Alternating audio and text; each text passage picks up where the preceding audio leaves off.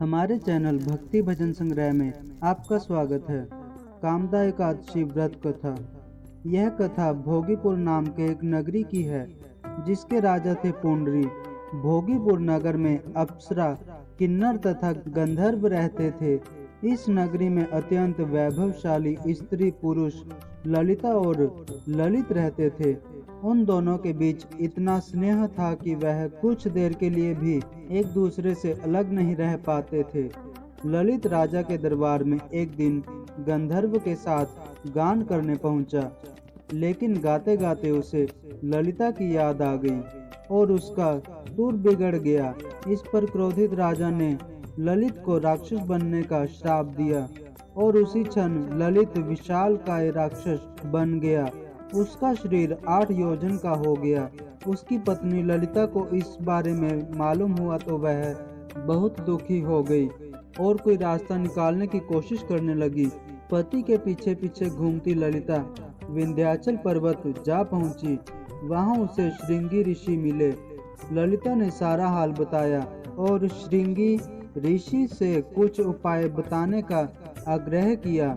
श्रृंगी ऋषि ने ललिता को कहा कि चैत्र शुक्ल की एकादशी आने वाली है, जिसका नाम कामदा एकादशी है। इसका व्रत करने से मनुष्य के सब कार्य सिद्ध होते हैं।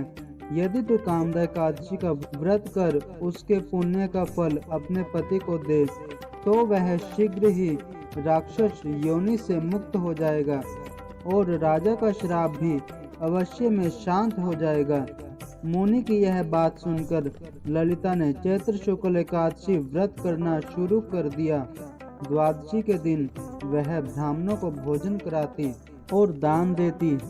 एकादशी व्रत का फल अपने पति को देती हुई भगवान से इस प्रकार प्रार्थना करने लगी, हे प्रभु, मैंने जो यह व्रत किया है, इसका फल मेरे पति देव को प्राप्त हो जाए, जिससे वह राक्षस योनि से मुक्त हो जाए।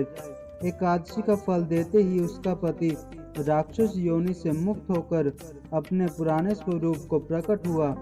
फिर अनेक सुंदर वस्त्र आभूषण से युक्त ललिता के साथ विहार करने लगा। उसके पश्चात वे दोनों विमान में बैठकर स्वर्ग लोक को चले गए। वशिष्ठ मुनि कहने लगे कि हे राजन, इस व्रत को विधि पूर्वक करने से समस्त पाप नष्ट हो जाते हैं और राक्षस आदि की योनि भी छूट जाती है। संसार में इसके बराबर कोई और दूसरा व्रत नहीं है। इसकी कथा पढ़ने या सुनने से वाजपेय यज्ञ का फल प्राप्त होता है। आज हमने आपको कामदा एकादशी व्रत कथा और उसके महत्व के बारे में जानकारी दी। हम उम्मीद करते हैं कि आपको यह वीडियो पसंद आई होगी और नई वीडियो देखने के लिए हमारे चैनल भक्ति भजन संग्रह को सब्सक्राइब करें और वीडियो को लाइक और शेयर जरूर करें।